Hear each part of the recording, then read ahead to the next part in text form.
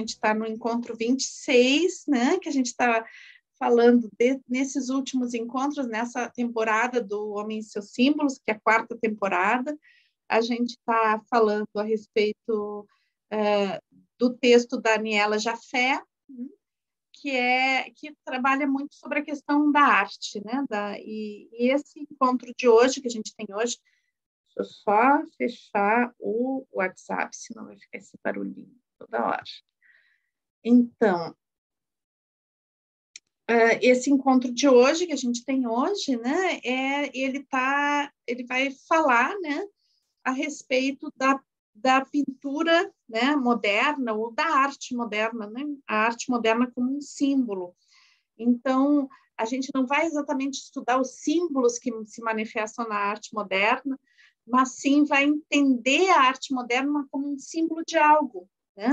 Então, ela está inserida no contexto simbólico, sendo ela própria um símbolo, né? E, então, a Aniela já falou algumas coisas a esse respeito, e ela já vinha falando desde os nossos últimos encontros, que a gente trabalhou sobre o símbolo da pedra, o símbolo do animal, né? Trabalhamos o símbolo do círculo, e daí, não sei se vocês se lembram, que a Aniela já tinha falado no nosso último encontro, a gente chegou a mencionar isso, que ela falava sobre a questão do círculo como mandala, né? Então, que estava sempre no centro, o centro, quando aparecia nas expressões artísticas mais antigas, o círculo estava sempre no centro. E com a questão da arte moderna, o círculo começa a ser deslocado para outros lugares da obra, né? E que isso significava uma mudança de paradigma muito importante na própria humanidade, né? Então, por que essa representação, esses círculos, como esse próprio quadro do Picasso que a gente tem aqui, né? Então, a gente vê círculos aqui que estão deslocados, eles estão representando outras coisas, né? Ele tem ele está simbolizando algo que é diferente daquilo, né, que simbolizava nas expressões anteriores, mais antigas ou até mesmo ancestrais, né, onde o círculo ele toma uma posição central. Né? E é interessante porque, sendo o círculo como um símbolo de centramento, de chegar no centro das coisas, de chegar no que a gente também chama de axis mundi, né? Ou seja, no pilar do mundo, daquela estrutura que nos centra, né? Quando o círculo é deslocado, ele também está falando de uma mudança social, uma mudança de percepção bem importante, tá? Então, por isso que a gente vai compreender hoje, por exemplo, não o simbolismo desse círculo que se desloca, mas entender por que esses deslocamentos e essas formas novas de expressão que vão aparecer no final do século XIX, início do século XX, né? Claro que a arte vem evoluindo aí, né, desde a Renascença, mas que ela vai adquirir uma representação muito diferente a partir do final do século XIX. Então, a gente vai entender um pouquinho isso, né?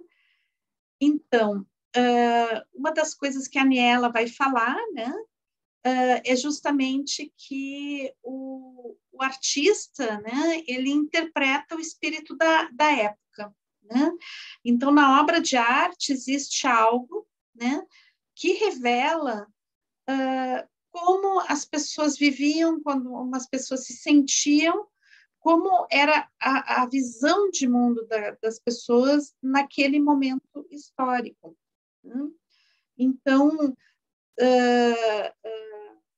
a arte moderna, ela vai falar, especialmente do século XX, né, de uma época de muitas modificações, de uma mudança de paradigma muito forte, né, de uma época onde a gente passou por várias guerras, entre elas as duas maiores guerras que já houve na humanidade, né, que é a Primeira e a Segunda Guerra Mundial, mas a gente vai ver outras guerras, outros conflitos, modificações culturais super importantes, né?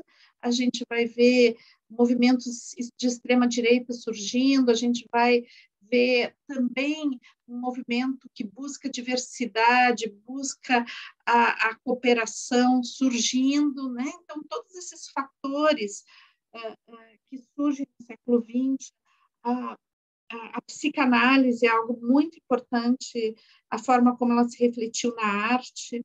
Então, tudo isso, né, a arte moderna ela vai expressar com muita veemência, com muita potência, né, esse espírito da época. Mas se a gente vê anteriormente, a arte anterior também ela vai, nos outros momentos históricos, também ela está expressando uma visão de mundo, uma forma de se relacionar com o mundo que tem a ver, né, com aquele momento histórico. Então, por exemplo, se a gente vê as obras da Idade Média, né, onde assim, o que se procurava na Idade Média, né? Se procurava assim expressar a questão da religiosidade, né, de Deus, esse Deus católico, né? Então, as figuras de Cristo sempre maiores, e, em geral, elas não tinham uma profundidade, né? A profundidade de campo da pintura era uma pintura mais em duas dimensões, muitas vezes, né? Então, isso falava, de certa forma, né, da mentalidade das pessoas que estavam vivendo aquela época. Depois, no Renascimento, toda uma retomada, né, de estudo de luz, de sombra, de profundidade do quadro, né? Então, também está falando, né, de uma outra perspectiva, começando a surgir outros personagens nos quadros que são personagens míticos, a retomada dos personagens da mitologia grega também. Então, tudo isso está falando do que está se passando na sociedade. Então, que o artista ele está interpretando isso e entender a arte é uma coisa maravilhosa, porque, né, ou apreciar, né, mais que entender, apreciar a arte, é entrar em contato com essa dimensão, né? A arte das suas mais diversas formas de expressão. E aqui, hoje, a gente está vendo mais na expressão das artes plásticas. Então, eu falei que a gente tem grandes modificações, né, na expressão artística a partir do século XIX, né, e entrada no século XX. Então, o que está acontecendo nessa época também que faz com que a gente que mude, né? Então, a pintura até então ela buscava algo de uma expressão como uma expressão muito fidedigna, né? Aquilo que se vê, né? Enaltecendo muitas vezes a figura central, o personagem principal do quadro, né? Através de luzes, através de uma expressão utilizando cores que vão ressaltar a dramaticidade emocional daquele quadro, etc. Mas a gente vê as formas humanas mais definidas, né? Ou as formas das coisas mais definidas. Então, acho que uma das coisas assim mais potentes que ocasionaram uma ruptura com isso foi uma nova arte que surge, que é a fotografia, né? Então, a fotografia vai um pouco substituir essa arte que vai representar a realidade, vai trazer a realidade, como enaltecendo algumas coisas a partir da luz, do enquadramento. A fotografia vai um pouco substituir isso, né?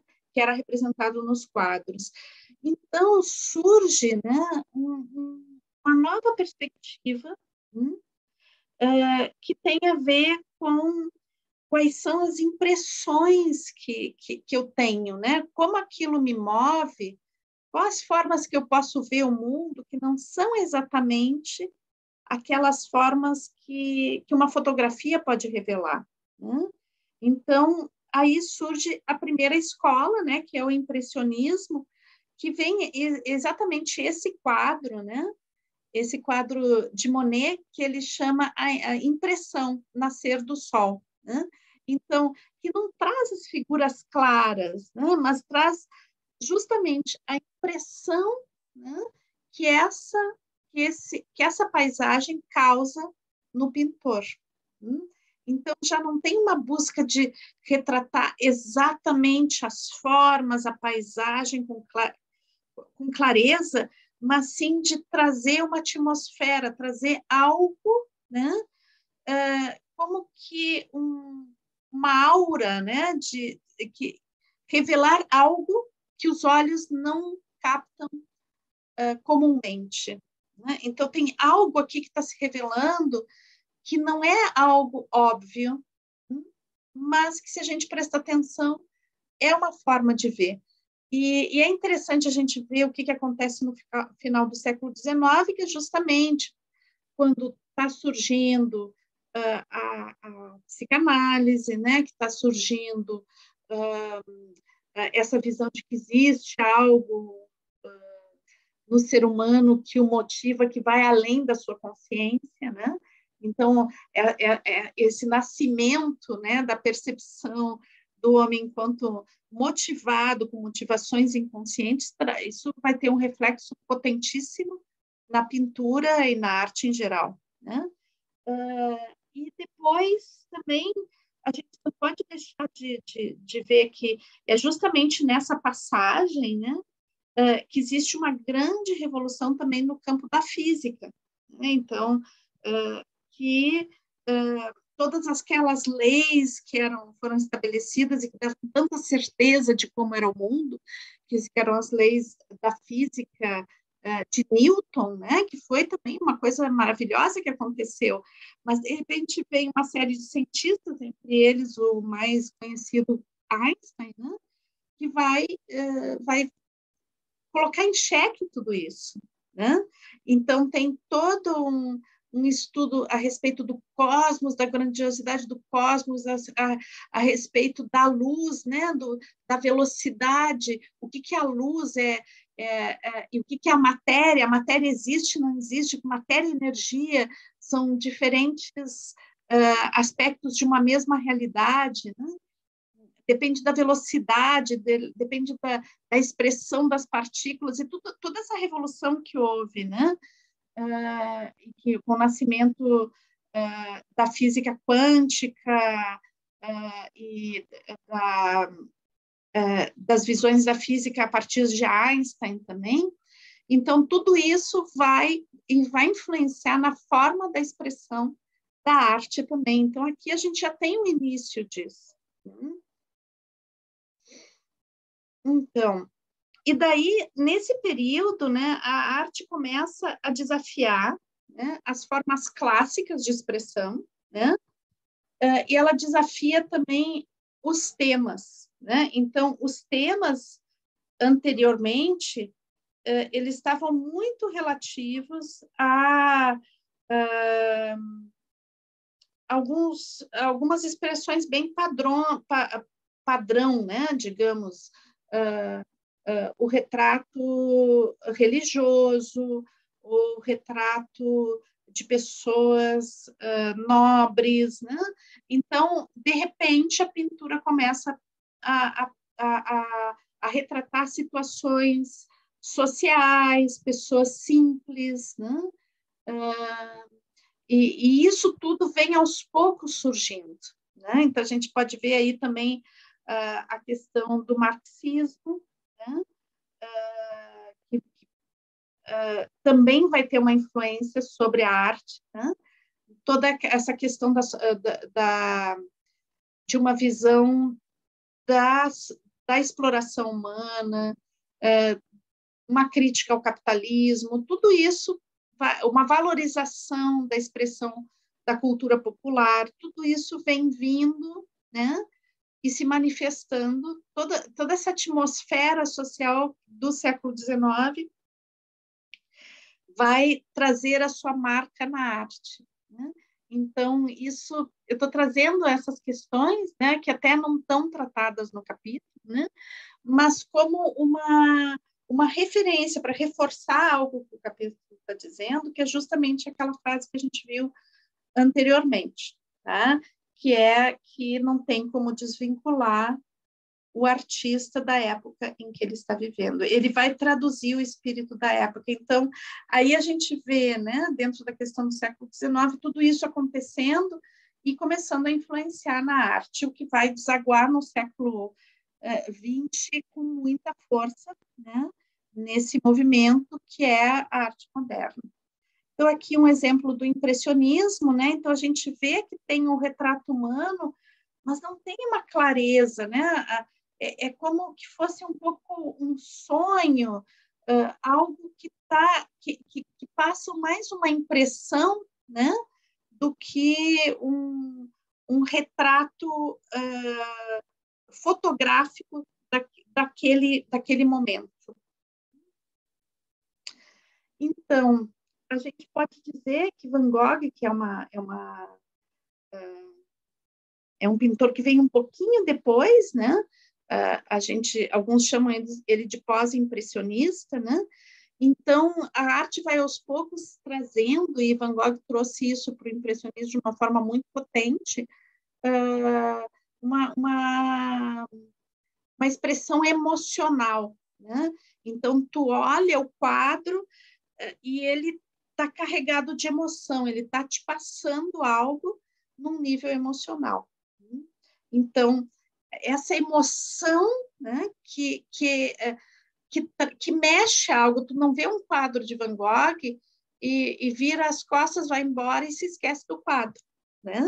Tu leva o Van Gogh junto. Tu vai numa exposição de Van Gogh, tu leva o Van Gogh junto. Tu fica pensando naquilo, né, que tu viu, mesmo que tu não conheça a história de Van Gogh, tu fica pensando naquilo muito tempo depois, né? Então tem algo que se transforma, a arte começa a tocar de uma forma internamente que mexe com alguns conteúdos que tem a ver com a emoção e tem a ver com o inconsciente, tem a ver com a nossa história pessoal.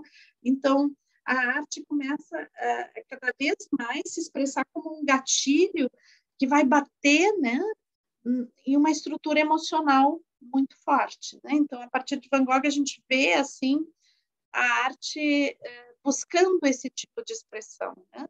Tocar algo, né, que a gente pode chamar de inconsciente, né? Que possivelmente esses artistas não tinham consciência disso, não sei, né? Alguns sim, talvez alguns não, mas eles estão trazendo se permitindo uma expressão de algo, né? Que vai além daquela coisa concreta ou realista, né? Esse real é outro real. Então, daí vem a pintura que a gente chama de pintura moderna, né? Que é um fenômeno do século XX, e é importante aqui também um detalhezinho, mas que eu acho que é importante ressaltar, né? O século XX, dentro da divisão da história, né? A gente tem alguns historiadores que vão dividir a história, né? A maioria deles vai dividir a história em idades, né? E existe uma idade que é a idade moderna, né? Mas a pintura moderna não está na idade moderna, ela está... Importante a gente dizer isso, parece óbvio, né? Mas é importante a gente lembrar. Então, ela é moderna pelo tipo de modificação, pelo tipo de inovação que ela traz, né? Mas, na realidade, ela é uma expressão, né, contemporânea, a idade contemporânea que a princípio seria a idade que a gente está vivendo ainda, né? Mas assim pode ser que mais para o futuro os historiadores vejam que a gente já não chame esse nosso período histórico de idade contemporânea. Vamos ver como vai ser chamado e se realmente já mudou, né? Mas então essa pintura vocês veem que ela já não está preocupada com retratar exatamente a realidade, mas ela te traz, né? A gente olha um quadro como esse, que é um quadro da Tarsila do Amaral, é uma brasileira, né? A gente pode refletir sobre tantas coisas aqui, né? Então, sobre a situação social, sobre a diversidade, né? Sobre as relações humanas. Então, tem muita coisa que pode ser refletido a partir simplesmente da presença desse quadro. Então, o que ela exatamente quer falar para a gente? Ela está falando algo a mais que o quadro, né? É como se o quadro é uma chave para um universo enorme, né? E reflexivo, e à medida que ela convida a gente a refletir a partir do quadro, né? O que acontece é que a gente começa a participar do quadro, né? A gente se vê, talvez, até como um personagem do quadro. Então, a arte moderna ela vai ter vários representantes, né? E várias correntes, né? O que ela rompe, né? É com essa expressão mais naturalista, mais buscando realmente algo que a gente encontra, algo similar na natureza, algo similar no nosso cotidiano. Ela rompe, ela tem um dado de subjetividade diferenciado, né?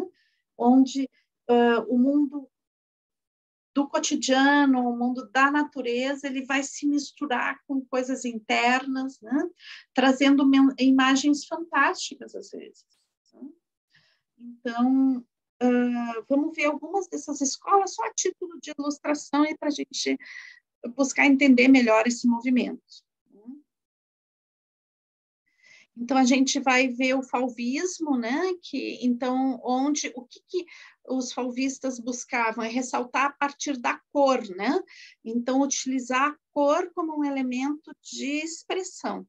Tá? Então, nessa escola, buscava esse elemento da cor como um elemento potente de expressão. E essas cores, né? Não são cores que a gente vai encontrar expressas assim na natureza, né? Se tirar uma foto desse local, né? Mas é algo que o artista traz como ressaltar, e ele está buscando dizer alguma coisa com isso, né? Nos impacta pelo calor das cores, pela força da expressão, pela vitalidade das cores, né?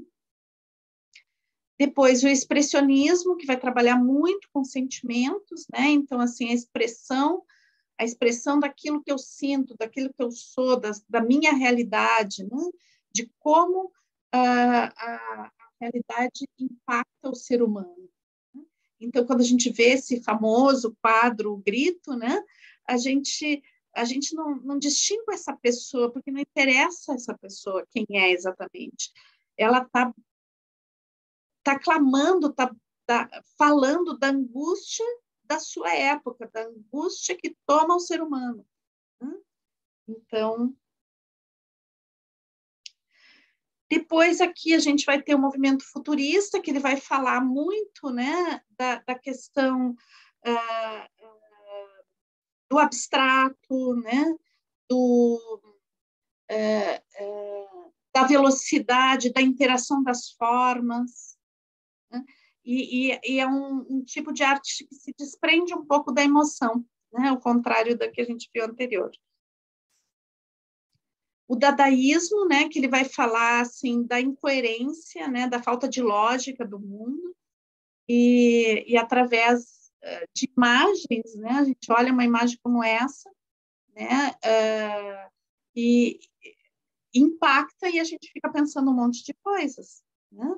É como se fosse um gatilho para um diálogo com a imagem, né? E daqui surge também o surrealismo depois, né? Então, e o surrealismo daí já com uma forte, né, uma forte pisada na questão onírica, né? Então, o surrealismo bebendo muito, né, da psicanálise e da própria teoria junguiana.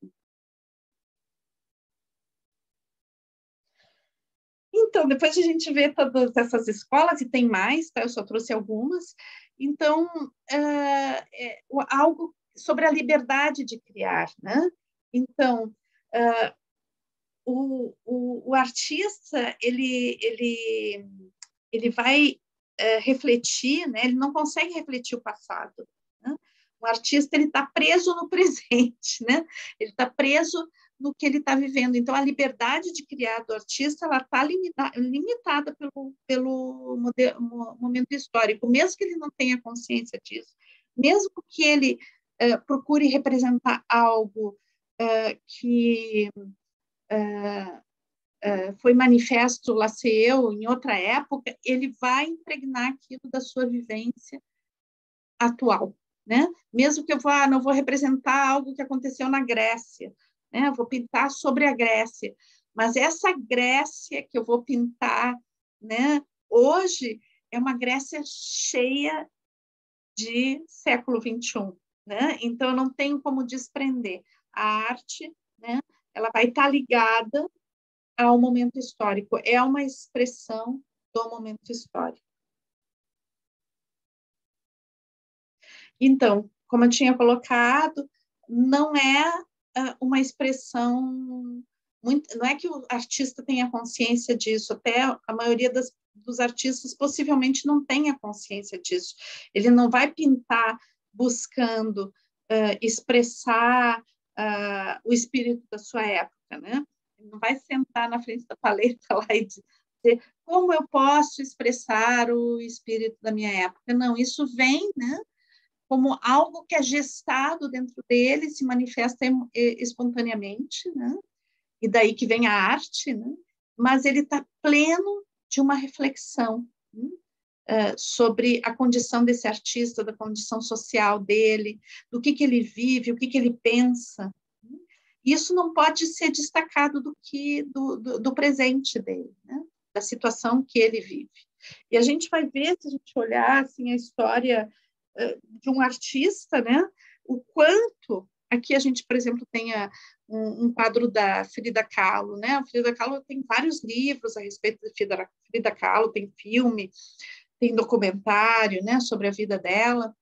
E se a gente vê a evolução artística de Frida Kahlo, a gente vai ver e conhecer a vida dela, a gente vai ver que ela está retratando isso, os conflitos, ela como mulher, ela como artista, né? Ela como pessoa que tinha uma série de limitações, né? Então ela está retratando isso, ela não tem como retratar outra coisa, ela não tem como se desprender dela mesmo, do que ela é, né? Ir para outro lugar, ela é, e a pintura vai trazer isso.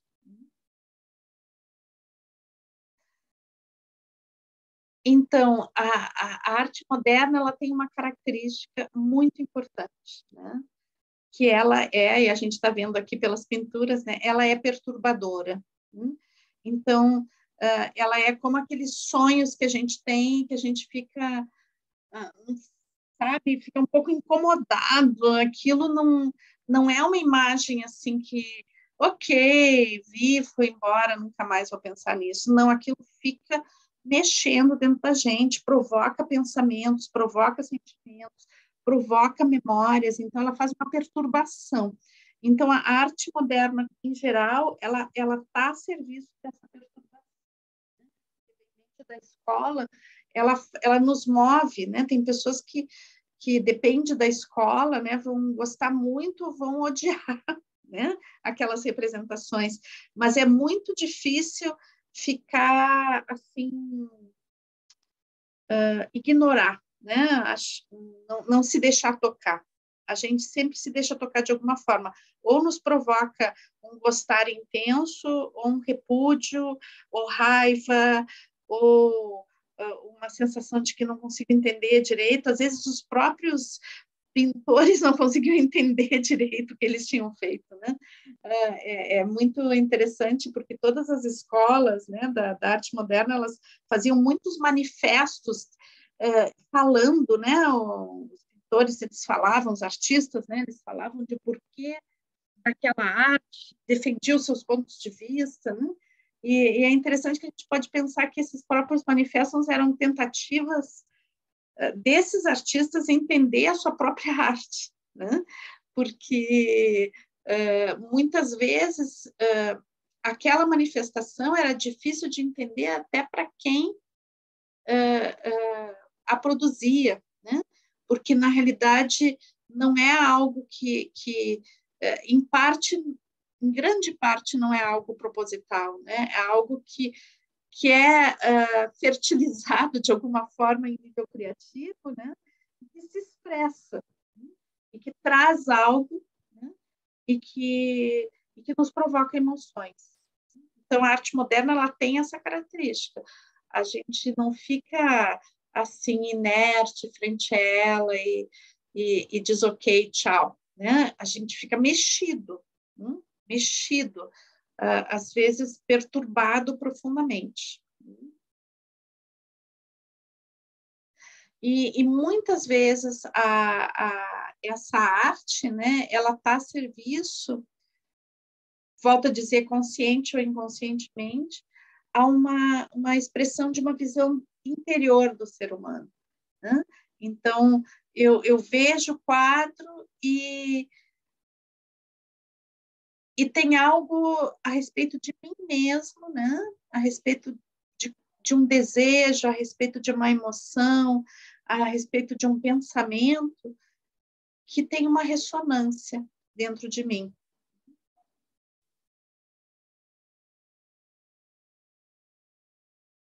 E daí é como um revelar, né? Revelar um plano espiritual. Ela não revela apenas o pensamento da época, ela revela algo a mais, algo que é difícil de nomear, né? Mas que está presente. Ela tem, de certa forma, um caráter luminoso pela sua característica de não explicação, né? Pela sua característica de passar algo que transcende as nossas explicações sobre o mundo. Então, tem coisas que a gente não consegue explicar por palavras, né? Mas a gente pode ver nas imagens. Então, gera essa ressonância, né? Gera esse diálogo que é num outro nível. Um nível que muitas vezes não passa pela racionalidade. Então, a arte moderna, ela nasce de dois tipos de expressão, né? Que eu acho que é importante a gente ver, né? Que é a expressão, ela vai nascer de uma radicalização entre duas formas de expressão, né? Uma radicalização sobre o abstrato, né? Uma arte que vai estar muito baseada em formas geométricas, em algo que que não tem uma explicação e que está muito ausente de emoção, né? E depois sobre o concreto, que é a representação e até a utilização de objetos do cotidiano, quase que ironizando a própria arte, né? Então, ela vai nascer de dois movimentos, a gente vai ver agora, que vão trazer isso. Mas depois existe nas várias escolas como uma fusão. Então, a gente vai ver em muitas escolas um plano muito abstrato, né? E uma utilização do concreto em algum nível, né? Então, como uma fusão, que é um pouquinho o quadro que eu trouxe do Volpe aqui, né? Então, a gente tem aqui, esse aqui foi o primeiro quadro abstrato, tá? A primeira representação abstrata, 1913, é um quadrado negro sobre uma tela, tá? Então,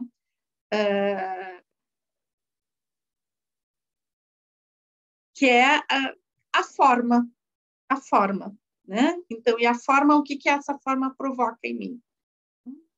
E depois a gente vai ter um movimento completamente inverso, tá? Em 1914, que é essa utilização dos objetos do cotidiano, e essa foi a primeira representação disso, quando esse cara, o Marcel Duchamp, né? ele pega, isso aqui é o escorredor de garrafas, né? Lava a garrafa, bota ali e escorre a água, né? Depois de lavá-la. E daí ele colocou exatamente esse escorredor de garrafas sobre um pedestal e deu um nome para a obra, né? Então, aqui, como algo absolutamente imanente, né? Absolutamente concreto, e vendo, né, nesses objetos do cotidiano, trazendo isso como arte e, de certa forma, através dessa expressão, ironizando a própria arte. Então, a Daniela Jafé vai trazer essa questão, né? Por que essa coisa tão somente abstrata ou tão somente concreta, né? Como a arte do século XX nos trazendo uma dissociação, né? Ela sendo reflexo de uma dissociação entre instinto e razão, entre consciente e inconsciente.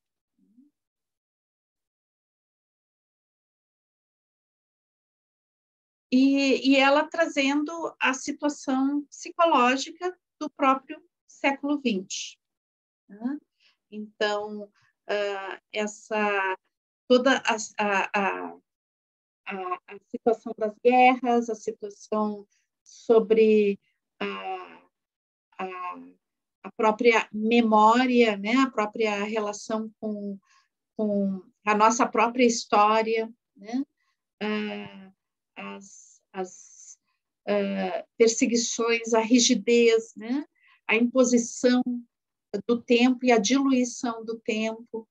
Então, todas as questões que surgem no século XX, né, que foi um século tão decisivo de tantas transformações e que a grande parte de nós aqui do grupo nasceu no século XX, né? Então, a arte representando essa situação do século XX, né? Que foi um século de mudanças muito importantes, né? E que vai, então, desembocar no século XXI, né? Onde a gente vai ter, isso já não é colocado no capítulo, né? Porque o capítulo foi escrito no início dos anos 60, né? Então, onde estava começando a surgir a arte contemporânea, mas ainda eu não senti a presença dessa arte no texto da Daniela, né? Mas eu quis trazer para vocês. Então, a arte contemporânea como uma mesclagem, né? Porque a arte contemporânea vai falar do nosso tempo, né? Do tempo que a gente está vivendo agora. Então, não sei se você se lembra daquele quadro da Tarsila Amaral, né? Uma das características que tem a arte contemporânea é essa releitura sobre as obras, né? E é uma arte que vai sair da galeria de arte, né? Ela vai para as ruas, ela vai fazer uma fusão, uma mesclagem entre formas de expressão, né?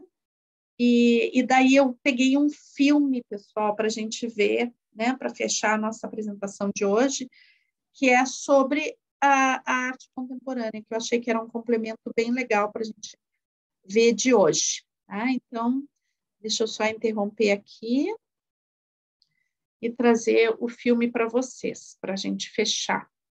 Deixa eu só ver onde é que eu coloquei ele, só um pouquinho. Deixa eu sair aqui dessa apresentação.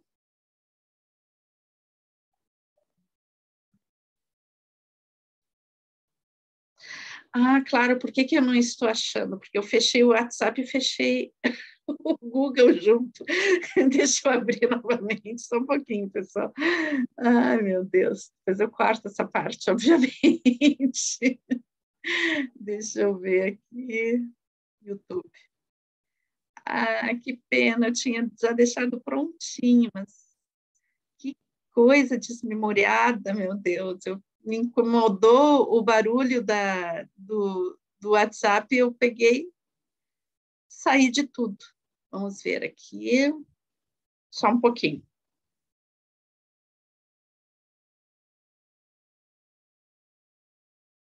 Ok, vamos ao anúncio. Sempre quando eu vou passar filminho, tá, pessoal? Sempre lembro que a gente está vendo filme do YouTube, daí às vezes pode ser, até porque ele tem 10 minutos, tá? Como a gente está bem de tempo, tranquilo de passar, mas ele às vezes entra um pouquinho de comercial, daí eu dou uma puladinha, tá? E bom, acontece, né? Não tem como controlar isso. Até eu tinha tentado controlar antes de acontecer isso, de fazer cair o negócio, mas tudo bem. Às vezes dá para controlar passando antes, né? Mas agora já perdi isso que eu passei antes. Então, vamos lá, compartilhar o áudio.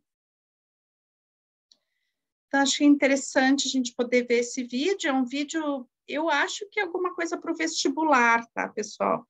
Mas eu achei ele bem legalzinho, assim, para a gente ter uma ideia exatamente da arte no nosso tempo, né? Porque a Aniela Jafé, ela está falando da arte até os anos 60. E depois dos anos 60 tem uma outra revolução artística que vai dar nisso, que se chama arte contemporânea, que vai romper com a arte moderna, né? Vai fazer várias rupturas. Então, é super importante a gente olhar isso para compreender um pouquinho a arte do nosso tempo e a gente se dá conta que, às vezes, a gente está no meio da arte e não percebe, porque isso é uma característica da arte contemporânea, ela está na rua, ela está no dia a dia. Né? Então, vamos lá. A arte contemporânea é uma tendência que se originou como desdobramento e superação de manifestações artísticas modernas. Mais preocupada em aliar a vida cotidiana ao universo artístico, a arte contemporânea tende a unir diferentes linguagens. Mas antes de ver o vídeo, não se esqueça de ativar o sininho para não perder nenhum conteúdo do Toda a Matéria. Vamos lá?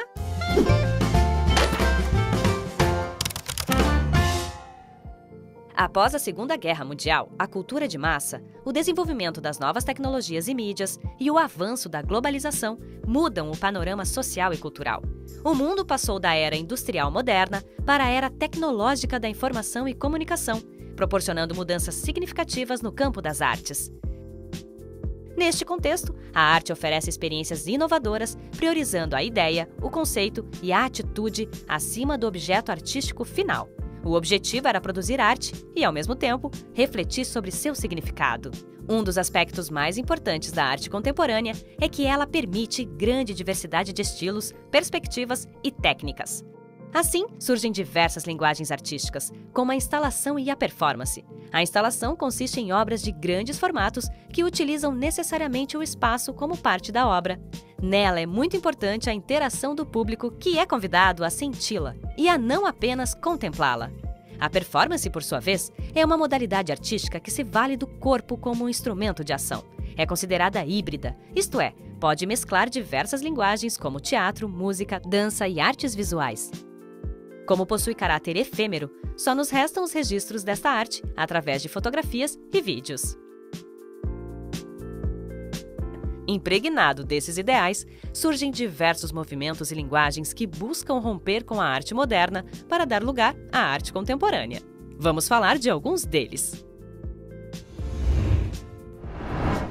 Pop art é um termo em inglês que significa arte popular e surgiu durante a década de 1950, na Inglaterra. Esse movimento está relacionado às primeiras manifestações artísticas consideradas contemporâneas. Inspira-se em temas relacionados ao consumo, publicidade e no estilo de vida americano.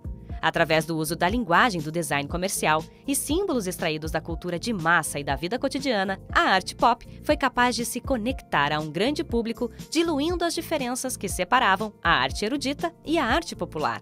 Esses símbolos eram ironizados, de modo a constituir uma crítica ao excesso de consumo da sociedade capitalista. Entretanto, de certa forma, a pop art alimentava-se e confundia-se com a indústria cultural. Por outro lado, a pop art buscava identificar a crise da arte do século XX por meio do retorno à arte figurativa. Fazia um bom contraponto ao expressionismo abstrato e ao hermetismo da arte moderna. Andy Warhol tornou-se o representante mais conhecido da pop art no mundo. Ficou famoso por retratar ídolos da música popular e do cinema, como Marilyn Monroe, Michael Jackson e Elvis Presley, evidenciando o quanto essas figuras são impessoais e vazias. A expressão minimalismo faz referência aos movimentos estéticos, científicos e culturais que surgiram em Nova York, entre o fim dos anos 50 e início da década de 60.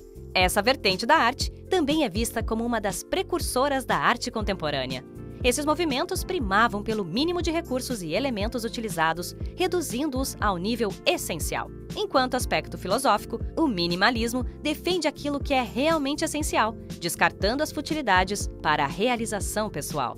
No campo das artes, normalmente está representado de forma abstrata e crua, de modo a revelar a origem industrial e a natureza dos materiais que compõem a obra minimalista, a qual, via de regra, interage com o público. Os artistas minimalistas lançam mão de poucos elementos para construir suas obras, abusando de atributos visuais criados a partir de um pequeno número de cores. Eles privilegiaram as formas geométricas simples, puras, simétricas e repetitivas, reduzindo os objetos aos seus aspectos de reprodução em série para que eles fossem mais bem percebidos em seu próprio contexto. Igualmente é comum a ausência de emoção.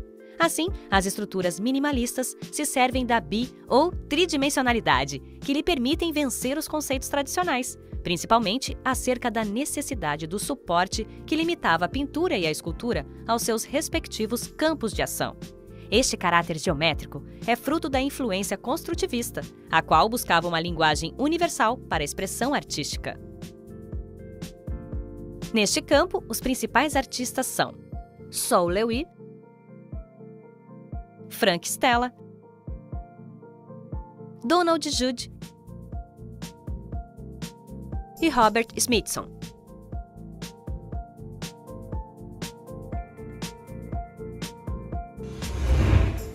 A arte conceitual surgiu nos anos 60 e 70, na Europa e nos Estados Unidos. Sua grande questão era definir os limites do fazer artístico. Assim, ela se pergunta: o que é arte? O termo arte conceitual foi empregada pela primeira vez pelo artista, escritor e filósofo estadunidense Henry Flynt durante as práticas do grupo Fluxus. Este reuniu artistas em todo o mundo com a finalidade de se opor à comercialização da arte. O grupo Fluxus trouxe novas definições à prática artística, apagando os limites da arte, mesclando disciplinas artísticas. Também recebeu grande influência do dadaísmo como a criação espontânea. Para muitos estudiosos, Marcel Duchamp foi um dos precursores da arte conceitual, quando mandou um mictório para uma exposição artística. Com esta atitude, Duchamp queria questionar o que era a arte e o artista. Por isso, a arte conceitual propõe mais reflexão do que contemplação. A arte povera, em italiano arte pobre, surgiu na Itália, na década de 60. O movimento povera se destacou na pintura, escultura, instalação e performance. Sua ideia era levantar uma nova reflexão estética sobre o produto artístico ao empobrecer a arte e trazer à tona sua efemeridade através da utilização de materiais simples e naturais. Este movimento se espalhou por todo o continente europeu, terminando nos anos 70. A Land Art surgiu nos anos 60, nos Estados Unidos e na Europa, e é pautado na fusão na natureza com a arte. O termo Land Art, se traduzido, corresponde à arte da terra e tem como principal característica o aproveitamento de recursos provenientes da própria natureza para o desenvolvimento do produto artístico. Os artistas dedicados a essa estética buscavam na natureza a reflexão sobre o fazer artístico. Eles empregavam, dentre outros materiais, folhas, madeira, galhos, areia, rocha, sal e daí sua aproximação com a arte povera. Importante destacar que, ao contrário da arte exposta nos museus, a Land Art propõe ultrapassar as limitações do espaço tradicional ao sair deles. Por isso, ela é realizada em espaços exteriores. Devido às suas grandes dimensões e ao material utilizado, a Land Art é breve e muitas vezes só é possível conhecê-la por meio de fotografias. Entre os artistas mais representativos da Land Art encontram-se Michael Heiser ou o casal Cristo e Jane Claude.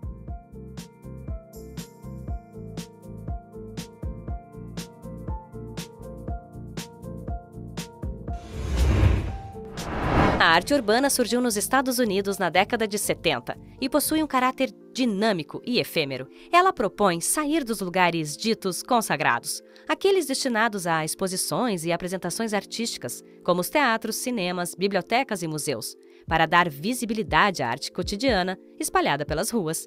Essas ações artísticas ocorrem em ambientes públicos e, por conta disso, interagem diretamente com os indivíduos. Na prática, a arte urbana representa o encontro da vida com a arte, pois a fusão de ambas se dá naturalmente, na medida em que o ser humano vive e se desloca pela cidade. No entanto, estudiosos afirmam que essa arte remonta a períodos da antiguidade, pois os povos gregos e romanos já transmitiam mensagens pelas ruas da cidade através de desenhos. Além disso, havia vários artistas nos centros urbanos que se expressavam pela música, teatro e dança. Os artistas de rua tratam de diversos temas. No entanto, muitos trabalhos estão pautados em críticas sociais, políticas e econômicas. É importante analisar o crescimento da arte urbana nos últimos tempos e a forma que passa a ser vista como um valor cultural extremamente significativo para as minorias que anseiam em mostrar sua arte. Então, essas manifestações populares permitem o encontro das pessoas com a arte independente. Ainda assim, alguns artistas de rua conseguiram um lugar de destaque e reconhecimento mundial. Embora a intervenção grafite seja mais associada ao tema de arte de rua, ela tem outras manifestações, como stencil, poemas urbanos, arte em adesivos, cartazes lambe-lambe, estátuas vivas, apresentações de rua ou instalações artísticas.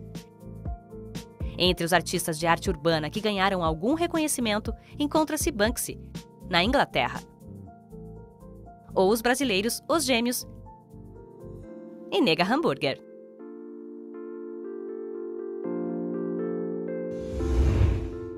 A arte contemporânea trouxe reflexão e novas linguagens artísticas, como a instalação e a performance. Um de seus objetivos foi diminuir as fronteiras entre a obra artística e o público. Por isso, ela está presente em nosso cotidiano através dos grafites e performances de artista de rua. Tão presente que às vezes nem nos damos conta que estamos diante de uma obra de arte. Gostou? Tem um mapa mental com todo este conteúdo. É só clicar no link para baixá-lo. Inscreva-se no canal e não se esqueça de compartilhar o vídeo com quem...